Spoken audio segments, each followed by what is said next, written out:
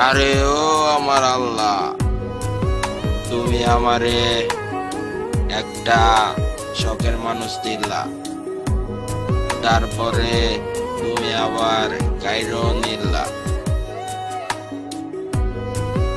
আমার যখন ভিতরে যন্ত্রণা বাড়ে, শুধু একমাত্র তার কথাটাই মনে পড়ে। কেউ পারি না বলতে, আর কেউ পারি না কিছু করতে, শুধু কষ্টটা নিজের বুকেই থাকে। একমাত্র তো আল্লাহ, তুমি দেখো, আর তো কেউ দেখে না আমার এই ভিতরের কষ্টটা। এই ভিতরের কষ্টটা তুমি দূর করে দাও, জানি কখনো আর তার